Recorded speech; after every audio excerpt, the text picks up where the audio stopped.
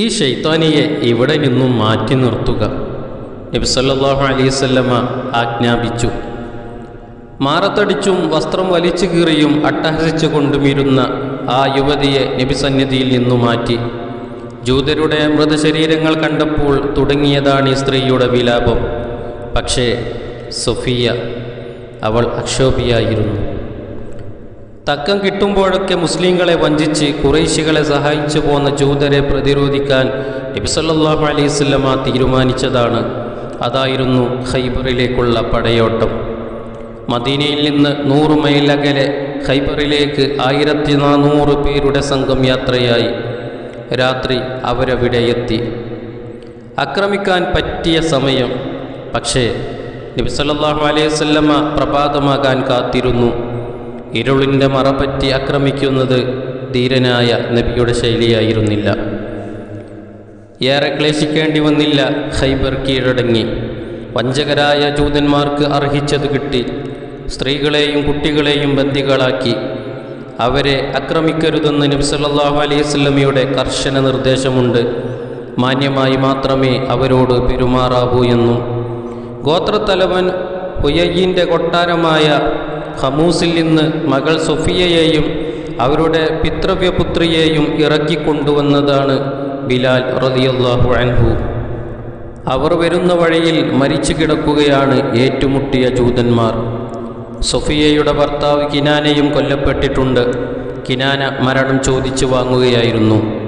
ഖമൂസ് കോട്ടയിലെ നിധി സൂക്ഷിപ്പുകാരനായ കിനാനയോട് നിധി എവിടെ എന്നന്വേഷിച്ചപ്പോൾ തനിക്കറിയില്ല എന്നായിരുന്നു മറുപടി. ഒരു നിലക്കും അത് വ്യക്തമാക്കാൻ അയാൾ കൂട്ടാക്കാതിരുന്നപ്പോൾ നബി സല്ലല്ലാഹു അലൈഹി വസല്ലമ പറഞ്ഞു, നിന്റെ പക്കൽ നിന്നും അത് കണ്ടെടുത്താൽ നീ വധിക്കപ്പെടും. സമ്മതിച്ചോ? സമ്മതിച്ചു. അത് കണ്ടെത്താനാവില്ലെന്ന വിശ്വാസത്തിൽ കിനാനയുടെ മറുപടി. പക്ഷേ നബി സല്ലല്ലാഹു അലൈഹി വസല്ലമ പറഞ്ഞത് തന്നെ സംഭവിച്ചു. നിധി കണ്ടെടുത്തു. കിനാന വധിക്കപ്പെടുകയും ചെയ്തു. ചലനമറ്റു കിടക്കുന്ന ജൂതരെ കണ്ടതോടെയാണ് പിതൃവ്യപുത്രി അട്ടഹാസം തുടങ്ങിയത്. മാറത്തടിച്ച് തലയിൽ മണ്ണുവാരിയിട്ട്. പക്ഷേ സൊഫിയ, അവർ കരഞ്ഞില്ല, നിലവിളിച്ചില്ല. എങ്കിലും ബിലാലിനോട് നബി സല്ലല്ലാഹു അലൈഹി വസല്ലമ ചോദിച്ചു, നിങ്ങളുടെ ഹൃദയത്തിൽ നിന്ന് കാരുണ്യം നീക്കം ചെയ്യപ്പെട്ടോ ബിലാൽ? 2 സ്ത്രീകളെ അവരുടെ ബന്ധുക്കളുടെ മൃതദേഹങ്ങൾക്കിടയിലൂടെ കൊണ്ടുപോരാൻ ഖൈബറിൽ നിന്നു ലഭിച്ച യുദ്ധമുതലുകൾ സ്വഹാബികൾക്കിടയിൽ വീതിച്ചു. ബന്ദികളിൽ നിന്ന് തനിക്കൊരു അടിമ സ്ത്രീയെ വേണമെന്നാവശ്യപ്പെട്ട ദിയത്തുൽ കൽബി എന്ന സഹാബിക്ക് ലഭിച്ചത് സൊഫിയയെ ആയിരുന്നു. പക്ഷേ സഹാബി പ്രമുഖർ ഒരു കാര്യം നബി സല്ലല്ലാഹു അലൈഹി വസല്ലമയുടെ ശ്രദ്ധയിൽപ്പെടുത്തി. സൊഫിയ ഗോത്രത്തലവൻ്റെ പുത്രിയാണ്. നബിക്കല്ലാതെ മറ്റാർക്കും അവൾ അനുയോജ്യയല്ല. അതുകൊണ്ട് നബി സല്ലല്ലാഹു അലൈഹി വസല്ലമ തന്നെ അവരെ സംരക്ഷിക്കണം. ന്യായമായ നിർദ്ദേശം നബി സല്ലല്ലാഹു അലൈഹി വസല്ലമ സ്വീകരിച്ചു. ദിഹ്യത്തിന് മറ്റു 2 അടിമകളെ നൽകി. സൊഫിയ ഭാഗ്യവതിയായിരുന്നു. തിരുനബി അവരോട് ചോദിച്ചു, നിന്റെ ഗോത്രക്കാരോടൊപ്പം ജൂതയായി കഴിയണമോ അതോ ഇസ്ലാം സ്വീകരിച്ച് എൻ്റെ സഹധർമ്മിണിയാവണമോ? തീരുമാനിക്കാൻ അവർക്ക് സ്വാതന്ത്ര്യം നൽകി. സൊഫിയയുടെ മറുപടി പ്രകാരമായിരുന്നു, നബിയെ, ഷിർക്കിലായിരുന്നപ്പോൾ തന്നെ എനിക്ക് അങ്ങയെ താൽപ്പര്യമായിരുന്നു.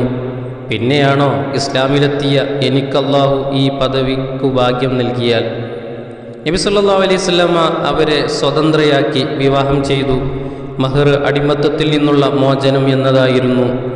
പക്വത കൊണ്ടും ബുദ്ധിശക്തി കൊണ്ടും അനുഗ്രഹീതയായ അവർ മൂസ നബി അലൈഹിസ്സലാമിൻ്റെ സഹോദരൻ ഹാറൂൻ നബി അലൈഹിസ്സലാമിൻ്റെ പരമ്പരയിൽ പിറന്നവളായിരുന്നു. വധുവിൻ്റെ കൺതടത്തിൽ കണ്ട ഒരു മുറിപ്പാട് നബി സല്ലല്ലാഹു അലൈഹി വസല്ലമ ശ്രദ്ധിച്ചു. സൊഫിയ റളിയല്ലാഹു അൻഹ അക്കാര്യം വിശദീകരിച്ചു. 17 വയസ്സിനു മുമ്പേ 2 വിവാഹം. ആദ്യം സലാമു ബിനു മഷ്കം, പിന്നെ കിനാനത്ത് ബിനു റബീഉ. കിനാനയുടെ മണവാട്ടിയായ രാത്രി ഒരു സ്വപ്നം കണ്ടു. പൂർണ്ണചന്ദ്രൻ തൻ്റെ മടിയിൽ വന്നു വീണതായി ഒരു വിചിത്ര സ്വപ്നം. സ്വപ്നവിവരം കേട്ടപാടെ കിനാന ക്രുദ്ധനായി ഒരൊറ്റയടി, നീ ഹിജാസിൻ്റെ അധിപൻ മുഹമ്മദിനെ ആഗ്രഹിക്കുന്നുവല്ലേ എന്നൊരാക്രോശവും. ആ പാടാണിന്നും കരുവാളിച്ചു കാണുന്നത്. ഇന്നിതാ ആ സ്വപ്നം പുലർന്നിരിക്കുന്നു. മദീനയിലെത്തിയ നബി സല്ലല്ലാഹു അലൈഹി വസല്ലമ സൊഫിയയെ തൽക്കാലം ഹാരിസ് ബിൻ നുഅ്മാന്റെ വീട്ടിൽ താമസിപ്പിച്ചു. അവരുടെ മഹിമകൾ കേട്ടറിഞ്ഞ അൻസാരി വനിതകൾ അവരെ കാണാൻ വന്നുകൊണ്ടിരുന്നു. നബി പത്നി ആയിഷ റളിയല്ലാഹു അൻഹ മുഖം മറച്ചു പിടിച്ചുകൊണ്ട് പുറപ്പെടുന്നത് കണ്ടപ്പോൾ നബിക്ക് കൗതുകം. മെല്ലെ പിന്തുടർന്നു. പുതുവെണ്ണിനെ കണ്ടു പുറത്തിറങ്ങിയപ്പോൾ മുമ്പിൽ നബി സല്ലല്ലാഹു അലൈഹി വസല്ലമ. എങ്ങനെയുണ്ട്? നബി സല്ലല്ലാഹു അലൈഹി വസല്ലമയുടെ ചോദ്യം. ഒരു ജൂത വനിത. അങ്ങനെ പറയരുത്, അവൾ ഇസ്ലാം സ്വീകരിച്ചിരിക്കുന്നു. നിഷ്കളങ്കമായി തന്നെ നബി സല്ലല്ലാഹു അലൈഹി വസല്ലമ പറഞ്ഞു. ഭർത്താവ് തനിക്ക് സ്വന്തമാകണമെന്നത് ഏതൊരു സ്ത്രീയുടെയും സഹജമായ ആഗ്രഹം. ഇക്കാരണത്താൽ നബി ഭക്തിമാരായ ആയിഷ, ഹഫ്സ, സൈനബ് റളിയല്ലാഹു അൻഹും എന്നിവർക്ക് സൊഫിയയോട് പലപ്പോഴും സൗന്ദര്യപ്പിണക്കമുണ്ടായിരുന്നു. ഒരു യാത്രാവേള നബി സല്ലല്ലാഹു അലൈഹി വസല്ലമയുടെ കൂടെ ഭാര്യമാർ സൈനബും സൊഫിയയുമുണ്ട്. സൈനബിന് ഒട്ടകം വേറെയുമുണ്ടായിരുന്നു. അതുകൊണ്ട് ഒരൊട്ടകത്തെ സൊഫിയക്ക് വായ്പയായി നൽകാൻ നബി സല്ലല്ലാഹു അലൈഹി വസല്ലമ സൈനബിനോട് പറഞ്ഞു. ആ ജൂത വനിതയ്ക്കു ഞാൻ ഒട്ടകത്തെ നൽകുകയോ എന്നായിരുന്നു സൈനബിൻ്റെ പ്രതികരണം. ഇതേ തുടർന്ന് 3 മാസം നബി സല്ലല്ലാഹു അലൈഹി വസല്ലമ സൈനബിനോട് പിണക്കത്തിലായിരുന്നുവെന്ന് ചരിത്രം. മറ്റൊരിക്കൽ ഹഫ്സയുടെ ഇത്തരത്തിലുള്ള പരാമർശത്തിൽ സൊഫിയ ദുഃഖതയായപ്പോൾ നബി സല്ലല്ലാഹു അലൈഹി വസല്ലമ പറഞ്ഞു, നീ ഹാറൂൻ നബിയുടെ മകളാണ്. നിന്റെ പിതൃവ്യൻ അഥവാ മൂസ നബി അലൈഹിസ്സലാമും നബി തന്നെ. മറ്റൊരു നബിയുടെ ഭാര്യയാണ് നീ. നിന്നേക്കാൾ എന്തു മേന്മയാണ് അവൾക്കുള്ളത്. ഹഫ്സ, അള്ളാഹുവിനെ സൂക്ഷിക്കൂ എന്ന് നബി സല്ലല്ലാഹു അലൈഹി വസല്ലമ താക്കീത് ചെയ്യുകയും ചെയ്തു. നബി സല്ലല്ലാഹു അലൈഹി വസല്ലമ രോഗശയ്യയിൽ ഭാര്യമാർ അടുത്തുണ്ട്. സങ്കടത്തോടെ സൊഫിയ പറഞ്ഞു, അള്ളാഹുവാണേ, അങ്ങയുടെ ഈ രോഗം എനിക്കായിരുന്നുവെങ്കിൽ, താൻ രോഗിണിയായാലും നബി സല്ലല്ലാഹു അലൈഹി വസല്ലമ സുഖപ്പെട്ടെങ്കിൽ എന്ന നിഷ്കളങ്കമായ ആഗ്രഹമായിരുന്നു ആ വാക്കുകളിൽ. പക്ഷേ മറ്റു ഭാര്യമാർക്ക് അതൊരു ഭംഗിവാക്ക് മാത്രമാണ് തോന്നിയത്. അവരുടെ കണ്ണുകളിലും ചുണ്ടുകളിലും പരിഹാസഭാവവും കുശുകുശുപ്പും നബി സല്ലല്ലാഹു അലൈഹി വസല്ലമ കണ്ടു. വായ കഴുകി വരൂ, നബി സല്ലല്ലാഹു അലൈഹി വസല്ലമ അവരോട് നിർദ്ദേശിച്ചു.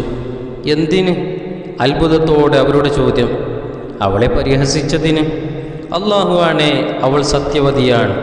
സംശയദൃഷ്ടിയെന്നും സൊഫിയക്കു നേരെ ഉണ്ടായിരുന്നു. നബി സല്ലല്ലാഹു അലൈഹി വസല്ലമയോടൊത്തുള്ള ആദ്യ രാത്രി തമ്പിന് പുറത്ത് അബൂ അയ്യൂബുൽ അൻസാരി ഊരിപ്പിടിച്ച വാളുമായി ചുറ്റിപ്പറ്റി നിന്നു. രാവിലെയാണ് നബി സല്ലല്ലാഹു അലൈഹി വസല്ലമയെ അത് കണ്ടത്. കാര്യം അന്വേഷിച്ചപ്പോൾ അദ്ദേഹം പറഞ്ഞു, നബിയേ, ഈ സ്ത്രീ അങ്ങേക്ക് വല്ല ആപത്തും വരുത്തുമോ എന്ന് എനിക്കൊരു പേടി. ഇതുവരെയും അവർ കുഫ്റിലായിരുന്നില്ലേ? മാത്രമല്ല അവരുടെ പിതാവും ഭർത്താവും ബന്ധുക്കളുമൊക്കെ കൊല്ലപ്പെടുകയും ചെയ്തല്ലോ. കാലങ്ങളേറെ കഴിഞ്ഞിട്ടും തെറ്റിദ്ധാരണകൾ സൊഫിയയെ വേട്ടയാടി. തൻ്റെ ഒരടിമ സ്ത്രീ ഖലീഫ ഉമർ റളിയല്ലാഹു അൻഹുവിനെ ഒരു രഹസ്യ വാർത്ത അറിയിച്ചു. സൊഫിയ ജൂതരുടെ പുണ്യദിനമായ ശനിയാഴ്ച ദിവസത്തെ ഇപ്പോഴും ഇഷ്ടപ്പെടുന്നു. മാത്രമല്ല ജൂതരോട് ബന്ധപ്പെടുന്നുമുണ്ട്. ഖലീഫ അതേക്കുറിച്ച് അന്വേഷിക്കാൻ ആളെ നിയോഗിച്ചു. സൊഫിയയുടെ മറുപടി ഇതായിരുന്നു, അള്ളാഹു എനിക്ക് വെള്ളിയാഴ്ച പകരം നൽകിയതു മുതൽ ശനിയാഴ്ച ദിനത്തെ ഞാൻ സ്നേഹിക്കുന്നില്ല. പിന്നെ ജൂതരിൽ എൻ്റെ ബന്ധുക്കളെ സന്ദർശിക്കാറുണ്ടെന്നല്ലാതെ മറ്റൊരു ബന്ധവും എനിക്കവരോടില്ല. ഖലീഫ പിന്നൊന്നും പറഞ്ഞില്ല. തന്നെക്കുറിച്ച് ആരോപണമുന്നയിച്ച അടിമ സ്ത്രീയെ വിളിച്ച സൊഫിയ റളിയല്ലാഹു അൻഹ ചോദിച്ചു, എന്നെക്കുറിച്ച് ഇങ്ങനെ ആരോപണം നടത്താൻ നിന്നെ പ്രേരിപ്പിച്ചതെന്ത്? അവൾ പറഞ്ഞു, പിശാച്. സൊഫിയ അവളെ ശിക്ഷിച്ചില്ല, ശകാരിച്ചുമില്ല. അവർ പറഞ്ഞു, പോകൂ, നീ ഇനി സ്വതന്ത്രയാണ്. ശിക്ഷ കാത്തുനിന്ന ആ അടിമ സ്ത്രീക്ക് ആ വാക്കുകൾ വിശ്വസിക്കാനായില്ല. അവൾ മിഴിച്ചു നിന്നു. തന്നെ കഠിനമായി ദ്രോഹിച്ചവർക്ക് പോലും മാപ്പു നൽകിയ പ്രവാചകന്റെ സഹധർമ്മിണിയായിരുന്നല്ലോ സൊഫിയ റളിയല്ലാഹു അൻഹ.